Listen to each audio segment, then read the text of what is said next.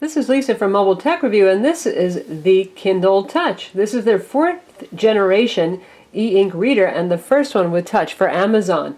You can tell if you've looked at our review of the Kindle 4th edition, whatever we're supposed to call that now, that's the $79 one if you get it with offers, that, well, it looks an awful lot alike. You've got the basic gray bezel here, interesting stylized home button, which actually has nice tactile feel, and a basic silver gray kind of back. Not the most exciting design, certainly compared to the Kindle keyboard that preceded it, which really was pretty cool looking in its time, but hey, it gets the job done. We've got speaker grills back here. Yes, this actually has a speaker. Versus the $79 non-touch model, this guy has a lot more features, and for a $20 price difference, I would recommend this. Here's your power button, your 3.5mm stereo headphone jack, and your micro USB port. And that's pretty much it. There are no hardware page turn buttons, bummer. And there aren't many hardware controls, well, because basically it's just an e-reader. There's not much that you need to control here, and just about everything you need to do, you're going to be doing using the touch screen. And the good news and the bad news is this looks pretty much like every other Kindle in terms of user interface. It's good because it's familiar. If you've been using Kindles for years, you're not particularly techy, you don't want to learn something new, well, you take a look at that and it's text-based and quite simple. The bad news is, gee, now that it has a touchscreen, they could have done a whole lot with the user interface. If you take a look at the Barnes & Noble Nook Touch with its really friendly graphical interface and the Sony Reader PRS T1 make great use of the touchscreen and the graphical possibilities that are there. This really kind of feels like they maybe rushed it a little bit and they just said, hey, let's glom a touchscreen onto our usual Kindle.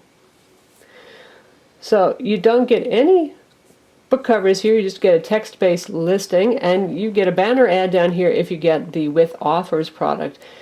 You can buy it with offers, and if you can't stand the ads, by the way, you can actually pay to have the ads removed, and that brings it up to $139. And thanks to Barnes & Noble's recent price drop on their new Simple Nook Touch, that's actually more expensive now than Barnes & Noble's offering. The other place you'll see ads, by the way, is the screensaver. Instead of seeing dead authors, you will see various ads for Oil of Olay, the latest Twilight movie, and sometimes really good discounts on products from Amazon, so that can be useful. If you see an offer you like, you can tell the Kindle to email it to your official email address that you use with Amazon services. Here we have it next to what's now called the Kindle keyboard, or the 3rd generation Kindle. And you can see it's obviously a bit smaller, though it's not any thinner. It's actually a teeny bit thicker.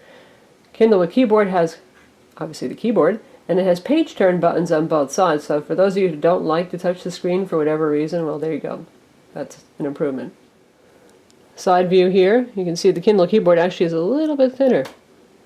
And the Kindle keyboard has its big speaker grills up top here instead.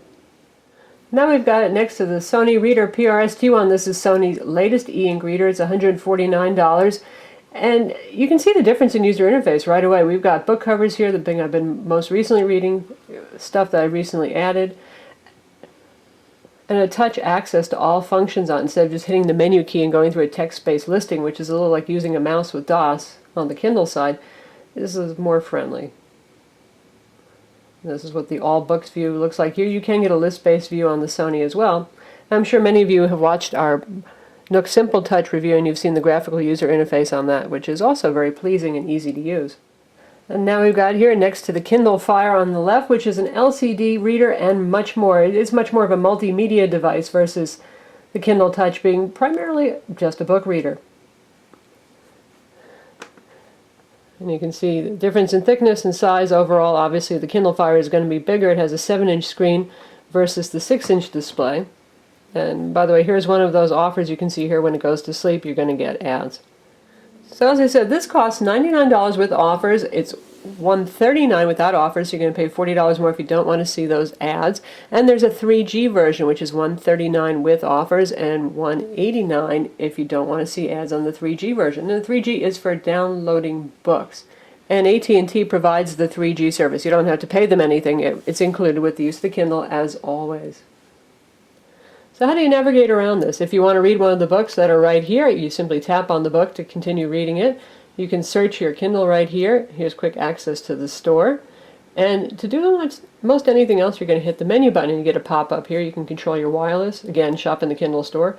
View your archived items, create a collection, sync your Kindle and go to experimental, which is where other features live. For some reason, the web browser is still in the experimental section, even though it's been there pretty much since day one with Kindles, and this is where the music player is.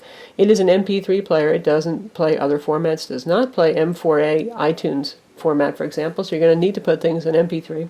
And it's a pretty basic player. You can see the interface here because we had something playing.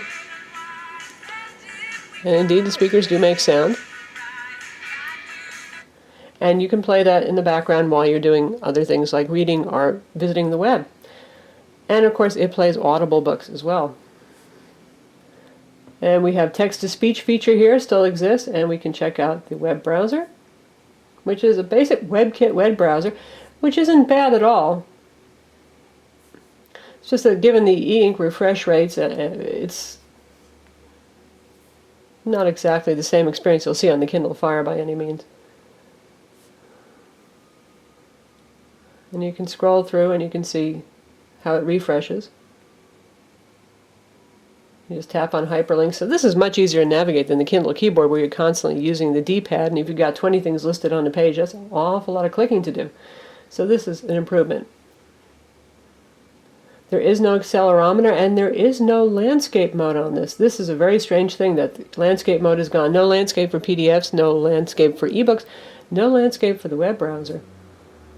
Now, for most of you who just read straight novels, you could probably care less whether there's a landscape view, but for those who do want to read PDFs or use the web browser, it's kind of a bummer, and it's a strange omission. I hope that Amazon does add that at some point.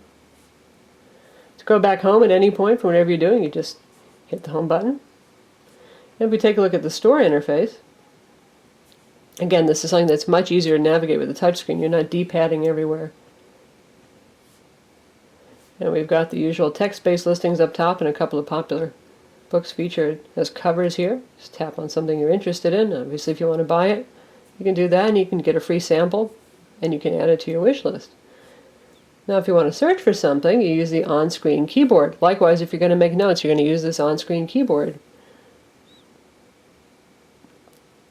And it uses partial refresh, so it's nice you don't see the screen jumping all over the place. And we've got some suggestions that pop up immediately.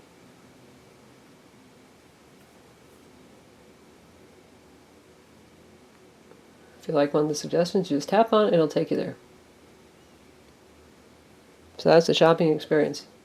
How about books? Since this is pretty much about books, that's the point of e-ink. There's no backlighting here. You need to use ambient room lighting or a book light to read with this, but that means there's no backlight, there's no glare per se, there's no refresh to tire your eyes. Very easy on the eyes. Perfect for text. And you can either tap, there's a small zone here for going back, large zone on this side is for going forward, since most times most of us go forward in books. And if you tap up here, you can bring up a menu where you can change your fonts. Access the MP3 player, by the way, since we've got that going, and go to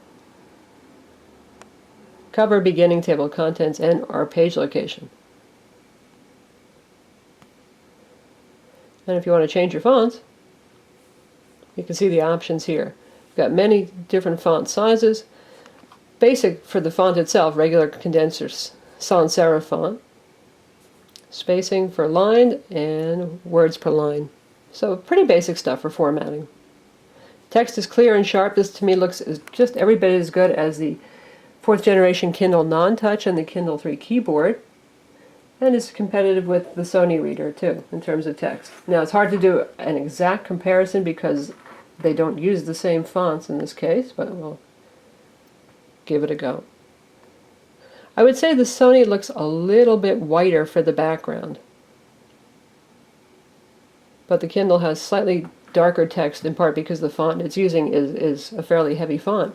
As always, the Kindle supports side loading of books. These need to be in Amazon format or Mobi format. This does not do EPUBs. Public libraries now have Amazon format library books to lend, so you can take those out. And pretty much for shopping, you are stuck with the Amazon store. Not that that's such a bad thing. They have a huge selection and their prices are very competitive, but you can't go to Kobo Books, for example, or Barnes & Noble and buy a book and load it on this unless you're well versed with breaking DRM and using apps like Calibre to convert file formats, that is. Under reading options, you have annotation backup. Because we make annotations, they can be backed up to Amazon servers. You can turn popular highlights on and off for that social reading feature. Public notes, if you make notes and somebody's following you on Amazon Kindle.com, they can see your notes if you like. You can turn that off. And page refresh. This does that partial page refresh thing where it doesn't do a full refresh every page turn. That's to make page turns quicker so you don't see that kind of flash to black. But if you find that there's too much artifacting on the screen and you don't like that, you can actually set it to refresh every single page. And here you can get access to your social networks like Facebook and Twitter, so you can share even more. Let's take a look at that page refresh one more time here. So this does a very good job. You really don't see much artifacting here. There's no little 5 o'clock shadow on the text. And there is no flash to black you can see either, which is nice. When we get to the 6th turn, we will have a flash to black. Now obviously with every subsequent page turn, before you reach that full refresh, you will get more and more artifacting, but still at this point we've gone several pages in and it's still pretty clear. And there was our full refresh. The US version of the Kindle comes with 2 dictionaries. You can use the Oxford Dictionary of English, my preferred one, but there's also the new Oxford American Dictionary on board.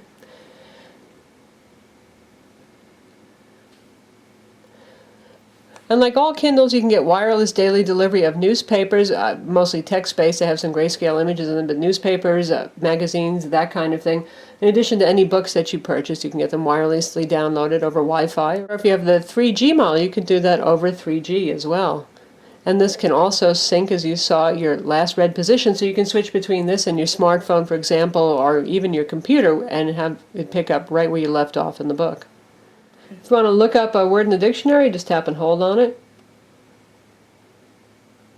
And there we have our definition of "a," and you can see the full description. You can add a note and you can do highlighting. And how do you highlight? You don't do anything first, you just press and hold on the passage that you wish to highlight, drag your finger, and once you're done, you have the option to highlight, add a note, or share it. And if you want to add a note, there's what you see.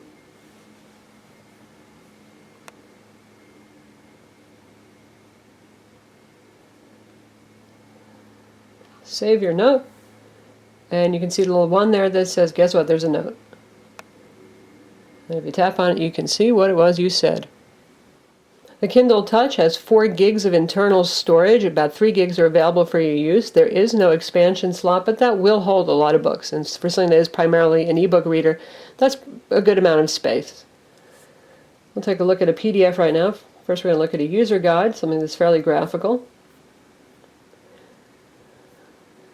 And it's fairly quick with the page turns. Now, PDFs tend to be fairly complex, and that can be a challenge to turn pages. If you tap up here, once again you can see the music player option is still showing down here, and there's really not too much else.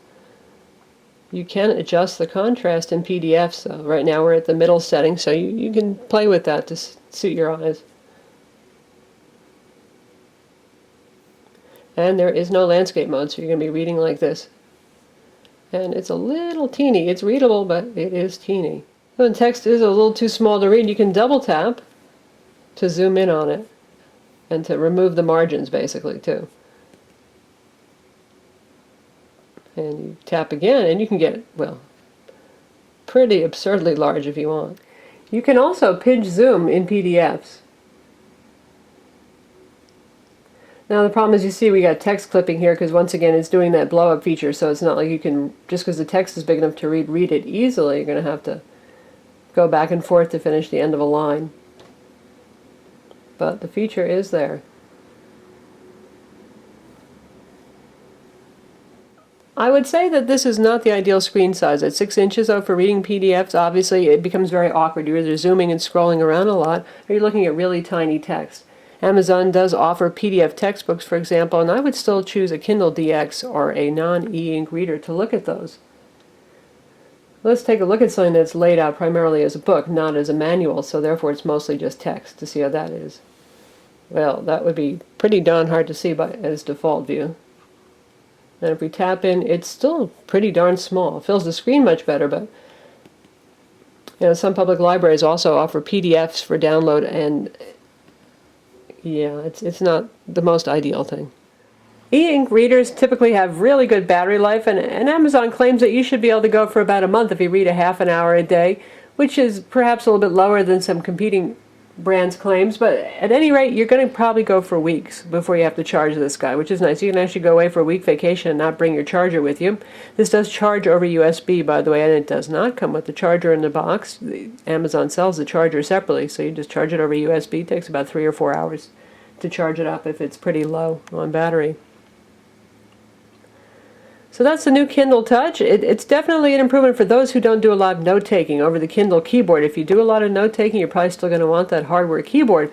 But for those of you who just felt like it was an appendage that was hanging down there that you rarely made use of, this is certainly a more pleasant and expedient way to navigate the device. As we said, we do wish that Amazon would have done something more graphical. The user interface, this seems pretty much like a touchscreen, IR-based touchscreen, by the way. There's no added layer on top of this. But a touchscreen just kind of glommed on top of your regular old Kindle. But it's easy enough to use, it's straightforward. And we would definitely recommend this over the $79 Kindle. For $20 more, you get the music player capability, you get some speakers built in, you can play Audible books, you get more storage. And if you're looking for something much more multimedia oriented, play videos and that kind of thing, obviously the Kindle Fire is probably more of your kind of thing. But if you're just looking for an easy on the eyes, long battery life, lightweight device for reading books, then this is a good choice. I'm Lisa from Mobile Tech Review. Visit our website to read the full review, and don't forget to subscribe to our YouTube channel.